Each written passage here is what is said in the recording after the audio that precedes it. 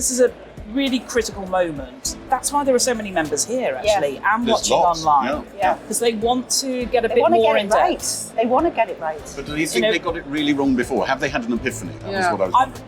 No, I don't. I think a lot of them don't think they got it wrong. Well, there was a big queue for Liz Truss, wasn't there? Yeah, a lot of them don't think they got it wrong. We've seen gaffes from Kemi Badenoch on maternity leave. You've seen Robert Jenrick talking about special forces killing, not capturing terrorists because of European laws. There's been a bit of an outcry. You saw someone talk about sausages instead of hostages. Bringing it back to the candidates, does it show the inexperience of these four? I think saying sausages instead of hostages is way worse. Seeing as we've mentioned Liz Truss, Thérèse, I know you were her deputy prime minister.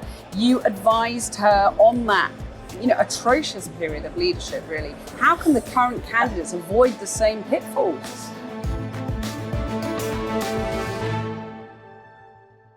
Welcome to the latest edition of Political Fourcast from the Conservative Party conference in Birmingham. The leadership contest is in full swing. The gaffes are flying. The contestants are chivying for votes. With me to discuss all of that is the former Education Secretary Gillian Keegan under Rishi Sunak and Thérèse Coffey, who's former Deputy Prime Minister under Liz Truss. Both of them lost their seats at the election.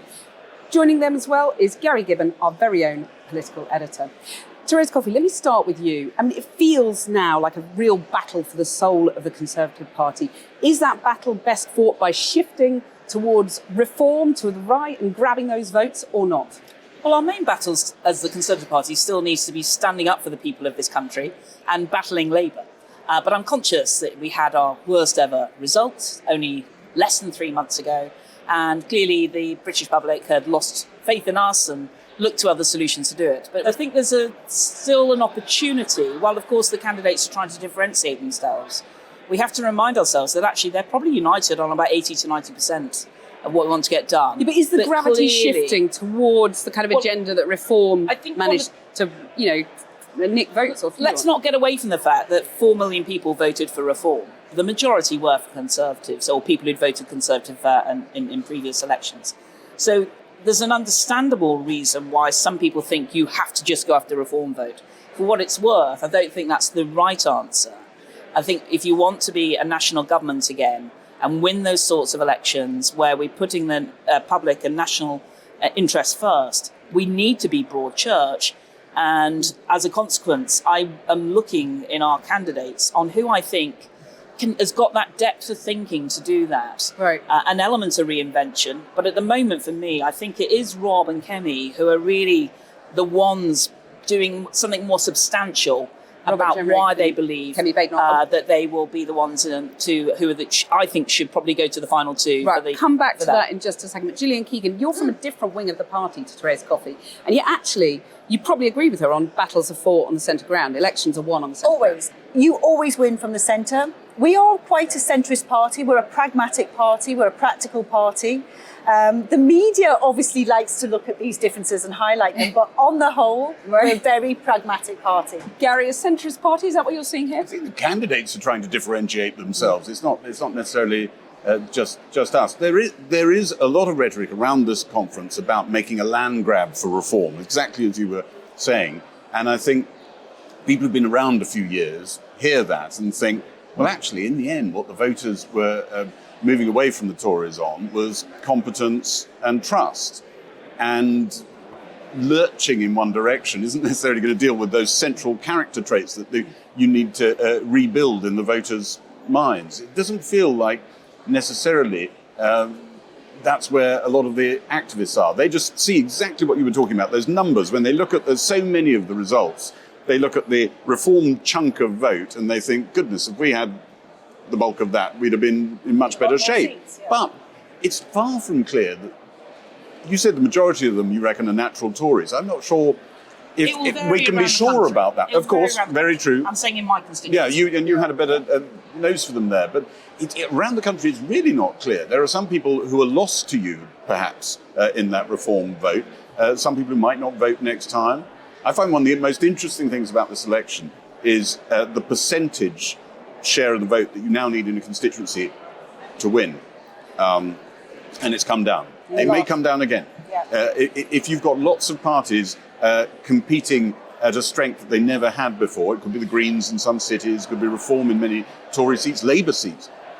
You can win on a very low percentage. And the lowest in the country, I think we all remember this very vividly, was the Liz Truss's seat. Someone won with just shy of 28%. Well, I think it was 26, 27, wasn't it? Seeing as we've mentioned Liz Truss, Thérèse, I know, you were her Deputy Prime Minister. You advised her on that, atrocious period of leadership, really. How can the current candidates avoid the same pitfalls? So last time I was in Birmingham, it was that conference, and You're bringing back bad memories. Just different memories. I've never read any of the books about all that time because I was there, and I know a lot of what did happen. It's not necessarily all that's portrayed. However, that is the past. I think anybody that actually is reading some of Rachel Reeves' speeches and Keir Starmer's speeches, they're obsessed with growth. Because they're right, they do need to grow. Liz was obsessed with growth and was in a rush to get growth and to try and tear things up. And in order to what she saw as some of the handcuffs and the barriers. That's my recollection of aspects that happened. And the rest is history. But is Kemi Badenoch repeating some of the mistakes of the Liz Truss era, sort of rushing in, shooting from the hip? Well, the country, I think, is going to need strong Conservative opposition and strong Conservative leadership. The thing that really kind of slightly annoys me, so I spent 30 years in business, 10 years in politics, is politicians who think if they just say growth 3 times, it's going to happen. It's actually the businesses across the country, business confidence, consumer confidence, investor confidence. They're the 3 things that you need to do. And they're the things that actually I think the Labour Party are completely messing up consumer confidence, messing up investor confidence. Get back to and you. But this is not, it's not actually, it's about the country. The reason we both went into politics is actually about the country. And, I've had, our families probably, most of them still live in Liverpool. They're really worried about some of this stuff. They're checking Martin Lewis every day to see whether they're going to get the winter fuel allowance or not. It really matters. So we really matter to our country. There's a reason. Is Kemi Badenoch going to reassure business? She could. I think she's got to grow into the role. All of them have that chance and all of them have that capability. And hopefully, if you're a good listener, you can develop. And she's got a lot of really good, strong principles, and she's not afraid. She's brave, Kemi. So they've all got their strengths, but they all, I think, could do it. They could all grow into it. And certainly, I think they could do a better job than what they'll be facing at the time.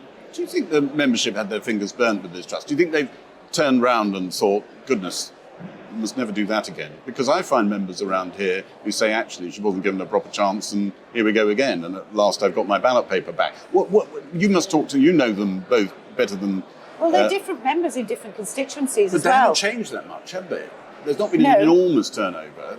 It's not like Corbynistas leaving the Labour Party. It's a lot of the same people, isn't it? What's your sense of that? A number of people left, and then certainly people rejoined and took advantage of in that last week. That's what I've experienced locally. I think... rejoined in order to vote? Yeah. Yes. So there's an aspect there of yet another leadership election, but as I say, this is a really critical moment. And I think that's why there are so many members here, actually, and There's watching lots, online. Because they want to get a bit more in depth. They want to get it right. But do you think they got it really wrong before? Have they had an epiphany? That was what I was wondering. No, I don't. I think a lot of them don't think they got it wrong. Well, there was a big queue for Liz Truss, wasn't there? Yeah, a lot of them don't think they got it wrong. And, events happen. The difference, of course, this time is actually, although Rishi resigned and wasn't in government anymore, actually, a lot of Liz, what was doing at the time was a lot of us were still in government, being ministers, and you were in the government as well. Yeah. So it was a different sort of dynamic, and here's an opportunity where there is that time for space and the time for scrutiny. And our members, I think, are trying to do that. Yeah. They can see what they see. The Conhome polls are not the best sample of life, but they're an indication. But we have already seen a lot of the candidates really get around the country, trying to talk to members and have that. So it's not a case of having their time fingers burned. It's a different choice now. And actually, by and large, I think they normally get the right choice. Gillian, you backed Rishi Sunak in the last election. You were a close ally. He tried the kind of rational approach. It didn't work. Is it time for something more radical? I'm not a radical. I'm rational. I think it's people's lives. I think it really matters. I think that's not what we should be doing. So I've never been one for sort of radical, but of course you do need to have a message that is going to appeal in today. You know, there's many different problems. I mean, we tried to tackle some of them in government. The pandemic obviously got in the way of a lot of what we tried to do, but there's still some big structural things around social care, around some of the public services, around being able to deliver in the 21st century, around general health, and some of the things that Therese was trying to do and I was trying to do when we were in government. You are a radical. There are some... Are you a radical, Therese? I don't have much of a radical. Would you? I think it's fair to say we actually had some back and forth when we were both around the cabinet table. We used to sit next to each other and say things like childcare. I did want a different approach, but we had our battles within government, our discussions. But is Kemi, is she thinking radically? Is that what attracts you to her? I think it's substance. As I said, Kemi is a friend. I've worked with all of them. I work closely with Rob Jenrick. I've worked with Kemi. Or Bobby J, as they call him here. Well, Bobby indeed. J, do they? And I remember I was the first MP, apart from his minder, to get up to his by-election in Newark. I still actually have the scar of where I got bitten by a dog in his by-election. Oh, I can see it now. Quite a big scar. Yeah. It was only a little dachshund as well. You were touching there on the shape of the welfare state, and there was a bit of an expansion under Jeremy Hunt on childcare of the welfare state. You were obviously keen to promote policies of growth under this Truss. I'm just wondering whether either of you feel there's too much focus on culture wars here in this contest so far, and not enough on economic matters and the role of the state. The big discussions there. Free speech is very important. That is something that I think we both probably really do agree on and have the same sort of view. It is really important. And free speech, I think, is under threat. Not just in our country, but in many, many countries. So it is important to be able to have, that open debate and for people not to be cancelled or shut up or put into groups. Or I think that's a very important Conservative principle. Let me just bring you back to the current campaign. And we've seen gaffes from Kemi Badenoch on maternity leave. You've seen Robert Jenrick talking about special forces killing, not capturing terrorists because of European laws. There's been a bit of an outcry. You saw someone talk about sausages instead of hostages. I mean, literally, you're talking about wordsmithing. Like people say something. Bring it back to the candidates. Does it show the inexperience of these four? I think saying sausages instead of hostages is way worse when you're Prime Minister. Literally, it's off the scale, as well as getting someone to buy your glasses, off the scale. But I think you're picking around words, because I actually went back and listened to what Kemi said. Because I thought, she's only just had 3 kids. Surely she hasn't forgotten the maternity cover that she got, and she obviously didn't. And she said it a bit clumsily, but actually that's not what she said. So people are She was harking back to an era when there was no maternity leave and saying that people had more kids then. Yeah, but she wasn't really trying to say... It was clumsy the way she explained it, but... she wasn't saying, that it was reported as maternity pay was excessive. That's not what she was saying. So, Gary, are we all obsessing? You're wordsmithing. Kemi Badenoch is trying to introduce some topics that she says don't get talking about. Yes, she's the only woman in the contest, so she's doing that in a way that really sort of lights a fire for some people around here. But I think what even some of her supporters feel is that if you're going to do this, you need to do it in a bit more of a disciplined way, and maybe listen to some advice around you, get some advice, and not do it as a solo operator as if you're a columnist. And that's one of the worries that some MPs have about Kemi Badenoch. But I just saw Ian Duncan Smith walk past down below us. And I was thinking about Robert Jenrick, and I've had MPs, and it's always hard, you have to check the badge, ex-MPs, MPs, did you lose, did you win? They're coming up to me just this morning and saying, if Robert Jenrick gets in, that's the equivalent of Ian Duncan Smith getting in back in 2001, because they feel he was part of a plot to bring down Rishi Sunak. The people around him are all plotters. It's a victory of the plotters. You can never actually get unity in the party and discipline. If you call for obedience and you were one of the plotters in the past, you don't get it. And that was the lesson of the Ian Duncan Smith leadership. That's what some of your former colleagues are telling me this morning. Maybe the real lesson from that contest was that Michael Portillo and his team messed around, dishing out votes, and ended up losing to RDS by one vote and not getting in the final 2. So It could happen to Kemi this time. Well, I think it's more. I genuinely hope that the MPs think hard about who they could serve under, and also making sure the members have the choice that I think the members are expecting, because we have to have members around the country, activists who are going to actually go out and campaign.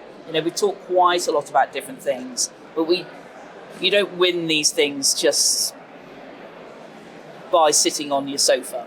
You have to go out there. You've got to go out and sell this thing. So I think it's unkind about Rob. I worked with Rob in the Department of Health. He's actually an excellent minister. Well, one shadow there have cabinet been some issues that have been exposed along the way in terms of... one shadow cabinet member said to me last night, he's sinister. Oh, gosh. Do you think he's sinister, Gillian? No, I don't. Neither one of us have come out for anybody, and I genuinely haven't come out. I mean, Thérèse is probably more of, between these two. I genuinely haven't, for two reasons. The first is any of them could do it. The second is all of them will need to develop to do it to get to be to get us into power. All of them will need to, and they'll need to listen. They'll listen to members. They'll need to listen to councillors. They'll need to listen to colleagues, former colleagues, because we do need to. We've got quite a journey that we need to go on, and we need to do it in quite a careful way. It's not an easy journey, but we are the most successful political party in the world.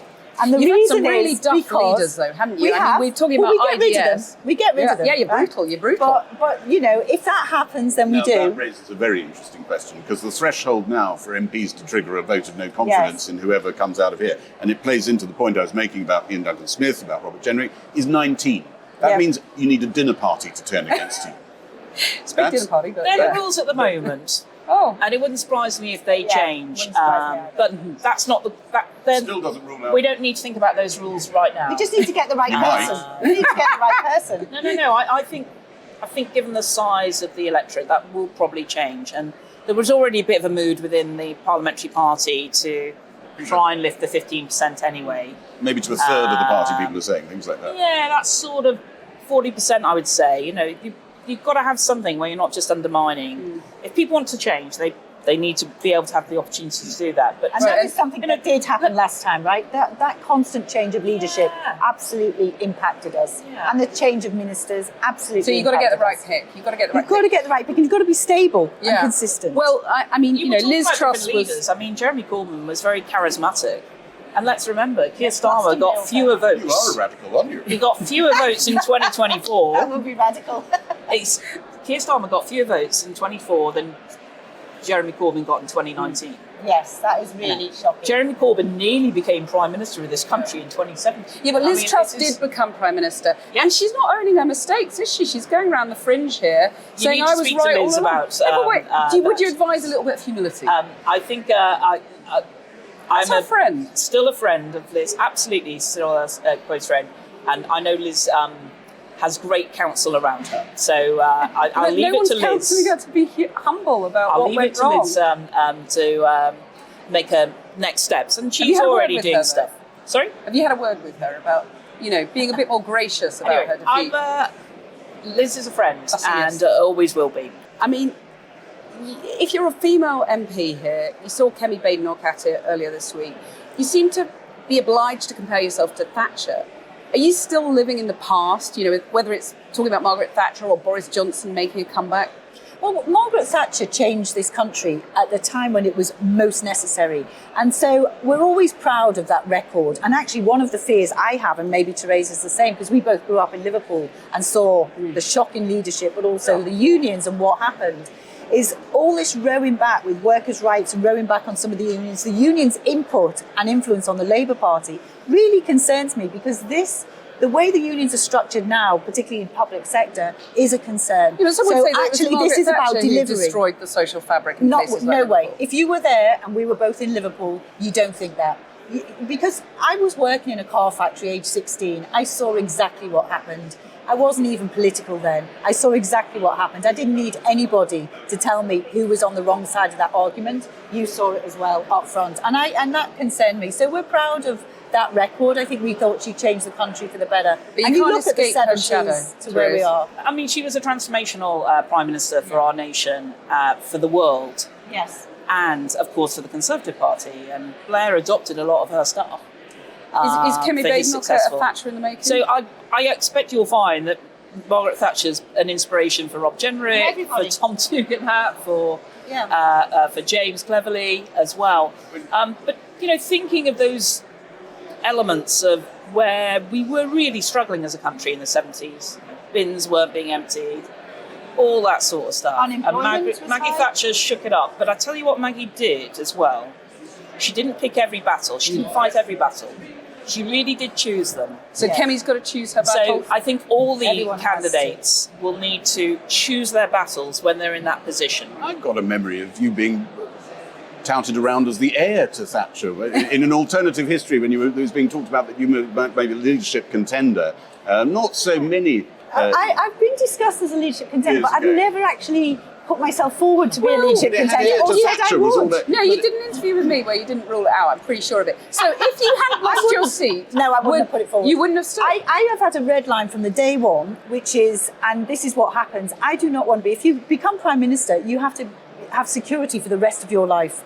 I got elected age 49, I'm now 56. I don't want people following me around for the rest You of want my a life. life. I've always wanted a life. I did 30 years before politics, 10 years in politics. The next 10 years will be the best 10 years of my life, I'm sure. So you're not going to But come back into politics now. It was not, probably just because of my age, it just won't fit. And You're having too good a time. Did you get lost? How come you're here? Because I want to show support for the party. I honestly believe the Conservative Party is the right answer for our country. I really, truly believe that. And so I'm here to show solidarity, show support all of the candidates. And I think Thérèse, it You matters need to to say those as well, of us. Gillian, that actually the election was called pretty abruptly. Yes, and not such a great time, probably. We Well, would, and just people went back to their seats to try and yeah. fight the It's like a election. So you reunion. didn't actually get the chance to say goodbye to a lot of people. Was that a mistake, that early election? I absolutely think it was a And I- terrible and mistake. I think but, it was too. There we are. It's done. Thérèse, you live and breathe politics. You want to get back to being an MP? Hey, I had a magnificent 14 years, and it's all just happened only 3 months ago. I'm pretty sanguine about it. I didn't want to lose, but I knew going into my count I'd lost, knocking on doors, and before we'd even called the election, I thought that I'd hope to get in with a majority of about 1,000. Because you can see the demographics. You're out in your communities. You can see what's frustrating people. That we've been in power for a long time and they couldn't get to a dentist. I can see the frustration that people had.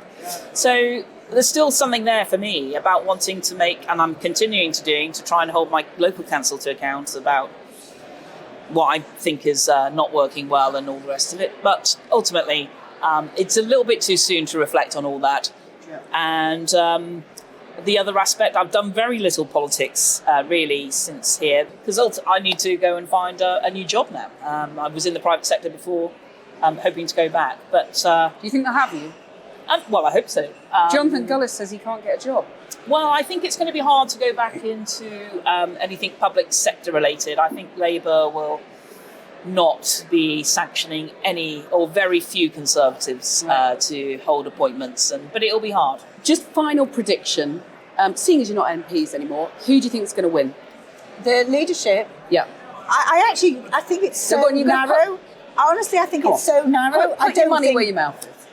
If I I'm not gonna was a hold you to betting it. woman and if I actually thought there was one clear, I'd tell you, but I don't. I think it's really wide open. It's obviously a very specific election with the membership. Right. We as members will get to choose from the final two.